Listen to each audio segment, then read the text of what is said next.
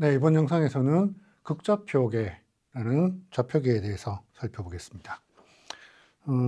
네.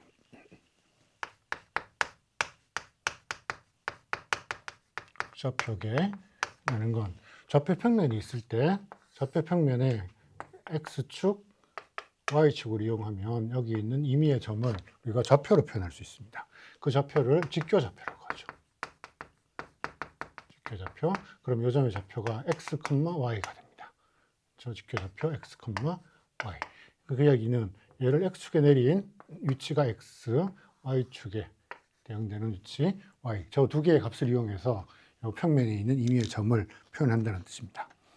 자, 그런데 동일한 이 점을 평면에 있는 임의의 점을 나타내는 두 가지 숫자가 뭐가 있냐면 원점에서부터의 거리를 R, 반지름 R이라고 하고 그다음에 X축의 양의 방향, 특정한 기준이 되는 X축의 양의 방향에서부터 측정한 각도 세타가 있으면 그러면 방향과 거리가 있으면 원점에서부터의 거리가 있으면 평면 위의 임의의 점을 특정해 줄 수 있겠죠. 그래서 이 점을 극좌표로 표현을 하면 반지름 R과 각도 세타를 가지고 평면의 모든 점을 정해줄 수가 있습니다. 그래서 극좌표 XY와 직교좌표 XY와 극좌표 R 세타 간에 어떤 관계가 있는지 살펴보죠. 먼저 X는 R 그리고 R에다가 코사인 세타를 곱하면 R 곱하기 코사인 세타를 곱하면 X를 얻을 수 있습니다. 반면 Y는 R에다가 사인 세타를 곱하면 그러면 Y좌표를 얻을 수 있겠죠. 네, 이 관계식을 이용하면 XY 사이에 어떤 관계가 얻어지냐면 X제곱, Y제곱을 제곱해서 더하면 그러면 R제곱에 코사인 제곱, 사인 제곱의 합이 1이니까 얘는 R제곱 이런 꼴로 써줄 수 있습니다. 또 세타와 XY 사이에 어떤 관계가 있는지를 살펴보면 탄젠트 세타를 계산하면 그건 X분의 Y 이렇게 표현해 줄 수 있겠죠. 세타의 탄젠트 값이 X분의 Y입니다. 자, 이거로부터 이제 여기 첫 번째 식이, 이 식이 뭐냐면 극좌표 R 세타가 있을 때 직교좌표를 얻어내는 관계식이라면 이제 직교좌표 XY가 있을 때 극좌표 R 세타는 어떻게 구하느냐? 첫 번째 식으로부터 R은 어떻게 구할 수 있나요? 루트 X제곱 더하기 Y제곱. 그래서 직교좌표가 있으면 이렇게 R을 계산해 줄 수 있습니다. 또 직교좌표가 있으면 이때 세타는 어떻게 구하느냐? 세타는 탄젠트 역함수 아크 탄젠트의 X분의 Y 꼴로 계산해 줄 수 있겠죠.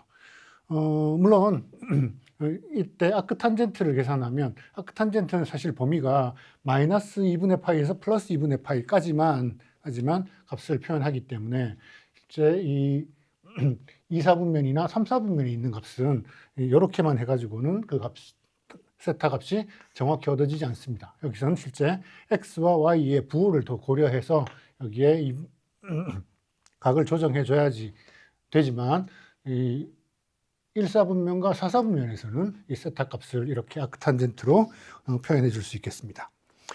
자, 이 좌표계에서 이제 극좌표의 두 변수 반지름 R과 각도 세타 사이에 어떤 함수식이 있으면 가령 R이 8배의 사인 세타 이런 관계를 주어졌다라고 하면 이 조건을 만족하는 점들을 다 모으면 이게 어떤 도형일까 한번 생각해 봅시다.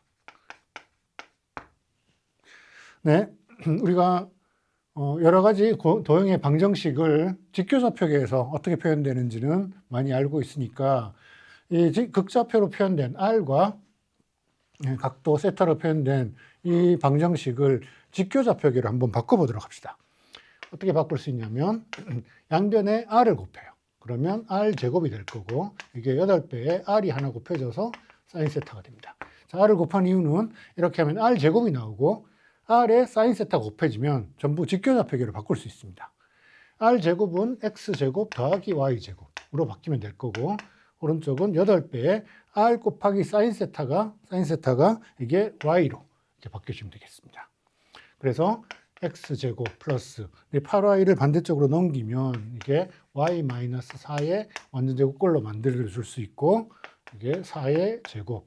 네, 그래서 이건 중심이 4가 되고 반지름이 4인 이렇게 생긴 원의 방정식을 직교좌표계에서는 이런 형태로 간단하게 표현해 줄 수 있다는 뜻입니다.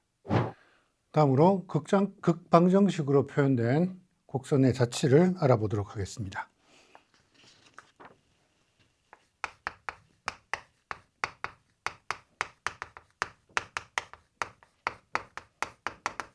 네, 극방정식이라고 하는 건 극좌표에 등장하는 반지름 r과 각도 세타 그 사이에 방정식 관계가 있다는 뜻입니다. 구체적인 예제에서 그 자치가 어떻게 움직여지는지 한번 살펴보도록 하죠. 먼저 반지름 r이 f 세타로 주어져 있는데 그때 이 f 세타라는 함수가 2 플러스 코사인 세타 이렇게 표현되어 있다고 합시다. 그러면 이 각도를 바꿔가면서 세타를 바꿔가면서 그러면 세타가 이제 0부터 해서 이렇게 바뀌어 나갈 겁니다. 그때마다 원점에서부터 거리 r만큼 즉 2 플러스 코사인 세타만큼 떨어져 있는 점들을 우리가 순서대로 이어서 이 곡선의 자치를 구할 수 있겠죠. 자, 그럴 때 먼저 이 형태를 보면 세타에 대해서 우함수입니다. 코사인 세타니까 f에 마이너스 세타를 대입한 거나 f에 세타를 대입한 거나 똑같습니다. 그 이야기는 세타 축을 기준으로 세타 이퀄 0의 대칭이라는 뜻입니다. 그래서 우리가 세타의 범위를 0부터 2파이 대신에 마이너스 파이에서부터 파이까지 이렇게 잡았을 때 기준 0을 중심으로 대칭이 되니까 0부터 파이까지만 그림을 그려서 아래쪽은 대칭을 시켜주면 됩니다. 이 세타 이퀄 0 이게 x축에 해당되는 거고 x가 0부터 파이까지라는 게 직교좌표계 평면에서는 x축 위쪽 부분에 해당되죠. 그래서 이 x축이 있으면 x축 위쪽 부분에서 이 함수의 그래프를 그린 다음에 그걸 아래쪽은 대칭시켜주면 이런 곡선의 자치의 방정식을 얻을 수 있습니다. 자, 이걸 직교좌표계 대신에 여기 세타와 r 사이의 관계가 어떻게 되는지 먼저 그 움직임을 살펴보도록 하죠. 자, 세타가 그러니까 0부터 여기 파이까지 움직인다고 하면 그때 2 플러스 코사인 파이는 코사인 함수의 그래프를 이만큼 위로 평행이동 시켜 놓은 겁니다. 그러니까 여기 1부터 3까지 이 범위에서 코사인 함수가 이렇게 움직일 겁니다. 그렇죠? 네. x가 0일 때는 3일 거고 그 다음에 x가 파이가 되면 그때 1까지 내려오는 자, 이 그림을 직교좌표계에서 그 자치를 따라서 한번 그려봅시다. 그러면 세타가 0인 x축에서부터 이제 축을 이렇게 바꿔가면서 세타를 점점 증가시켜가면서 파이까지 갈 때 반지름이 어떻게 움직일 거냐면 먼저 세타가 0일 때는 반지름이 3까지 가 있습니다. 그래서 1, 2, 3 이 점에서부터 시작해서 세타가 파이까지 한 바퀴 쭉 돌면 그러면 반지름이 이제 1까지 작아졌습니다. 그래서 여기 마이너스 1 여기서부터 각도가 점점 커지면서 반지름은 점점 짧아져요. 점점 원점에 가까워져요. 가령 2분의 파이가 되면 여기 2분의 파이라는 점을 지나갈 때는 여기 중점이니까 2를 지나갈 겁니다.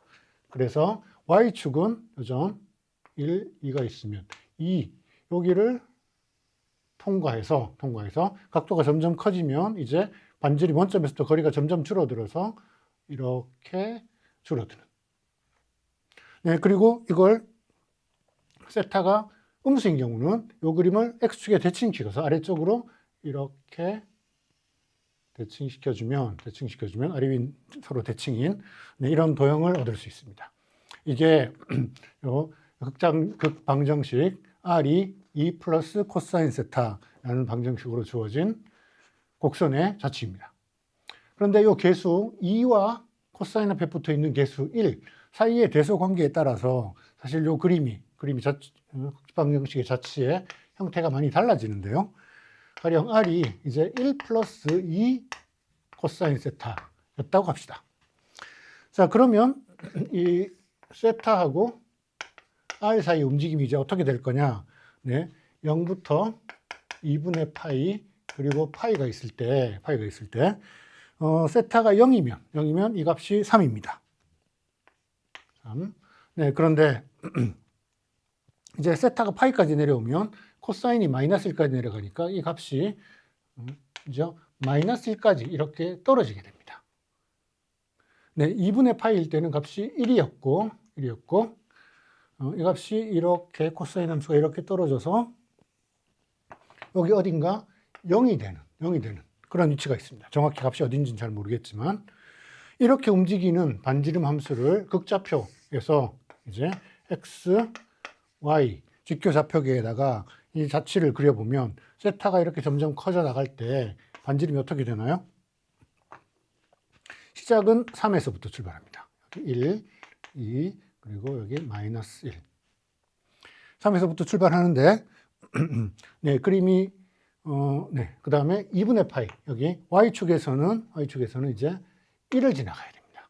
그래서 이 그림이 이렇게 증가해서 그 다음에 더 돌아가 보죠. 더 돌아가 보면 여기 빨간 점, 즉 반지름이 0이 되는 점이 있습니다. 그죠? 아직 각도가 파이까지 가지 않았는데 이 반지름이 벌써 0에 도달해 버렸습니다.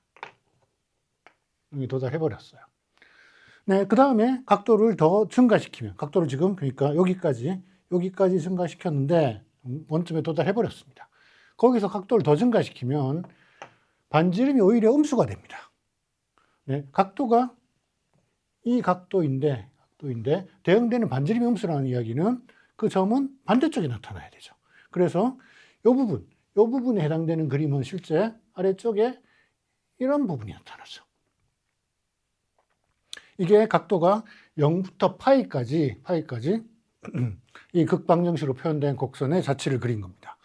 그러면 이제 파이부터 2파이 또는 이쪽 왼쪽 0보다 작은 쪽에서는 이 그림을 x축에 대칭시켜서 그림이 네, 이렇게 돌아가서 빨간 점을 지나고 이렇게 생긴, 그래서 이렇게 한 바퀴 꼬여 있는 이런 형태의 자체 방정식을 얻게 됩니다.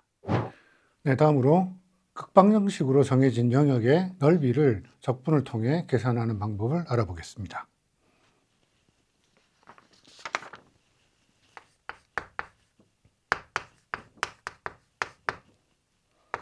극좌표에서 적분. 네, 여기서는 어떤 도형이 극방정식, 반지름이 세타의 함수로 이렇게 주어진 도형이 있다고 합시다. 그때 세타의 범위가 알파부터 베타까지 이렇게 제한되어 있어요. 단 반지름 함수는 0보다 항상 큰 경우만 생각을 합시다. 그럴 때 그러니까 각도가 알파에서부터 여기 세타가 알파에서부터 세타 이퀄 베타까지 이 영역에서 이 부분에서 반지름이 R이 F 세타로 주어진 이거로 둘러싸인 이런 영역이 있다고 하죠. 이때 이 영역의 넓이 A를 계산해 보고 싶습니다. A는 어떻게 적분으로 표현되냐면 2분의 1에 각도 알파부터 베타까지 D세타로 적분을 할 건데 그때 반지름 함수 F 세타를 제곱해서 적분하면 그럼 이 넓이가 얻어진다는 겁니다. 자, 왜 그러는 걸까요? 자, 이 증명은 적분이니까 이 영역을 이런 작은 부채꼴들로, 작은 영역들로 자를 겁니다. 그래서 이런 작은 영역, 좁은 영역을 생각하면 그때 이 각도가 델타 세타, 그리고 원점에서부터 여기까지 길이가 F 세타. 그리고 이게 충분히 작게 잘랐다면 곡선의 형태가 여기 달라지겠지만 여기를 그냥 일정한 반지름을 가지는, 즉 부채꼴 형태로 이 작은 조각을 근사시킬 수 있겠습니다. 자, 우리 부채꼴 넓이를 어떻게 구하죠? 부채꼴 넓이는 각도가 세타고 반지름이 R, 그리고 호의 길이가 L이 있으면 부채꼴의 넓이는 2분의 1에 R 곱하기 RL. 그래서 부채꼴의 반지름하고 호의 길이를 곱한 다음에 절반을 취하면 부채꼴의 넓이가 됩니다. 근데 그때 이 L, 호의 길이가 또 R 곱하기 중심각 세타죠. 그래서 그러니까 2분의 1의 r 제곱의 세타. 이게 부채꼴의 넓이를 계산하는 공식이었습니다. 그러면 이 작은 영역을 부채꼴로 표현하면 이 작은 부채꼴의 작은 영역의 부피, 넓이를 델타 A라고 하면 델타 A, 작은 넓이 요소, 이 넓이 요소는 내 부채꼴로 표현했을 때 2분의 1의 반지름이 F 세타, F 세타를 제곱하고 그 다음에 각도가 지금 델타 세타인 겁니다. 그래서 이걸 누적해서 다 더하면 시그마 델타 A를 더한 다음에 리밋을 취하면 이게 전체 넓이 A를 계산해 줄 텐데 리밋 시그마가 적분인 거죠. 그죠? 그래서 범위 알파부터 베타까지 2분의 1의 반지름 함수 F 세타의 제곱, 반지름 함수 F 세타의 제곱에 D 세타가 여기서는 델타 세타가 D 세타로 적분하라라는 뜻이 되겠죠. 구체적인 극방적 형식에 대해서 넓이를 한번 계산해 보겠습니다. 가령 R이 2 더하기 코사인 세타로 표현되는 영역의 내부 넓이를 계산해 보고 싶습니다.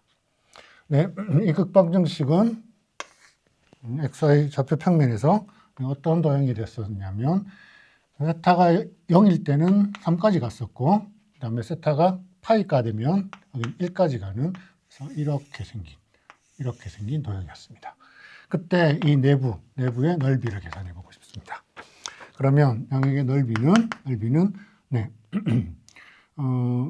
적분을 0부터 2파이까지 또는 마이너스 파이에서부터 파이까지, 그렇죠? 마이너스 파이에서부터 한 바퀴 돌아서 파이까지, 그때 2분의 1에 반지름 2 플러스 코사인 세타 이걸 제곱해서 D 세타로 적분해 줘야 됩니다.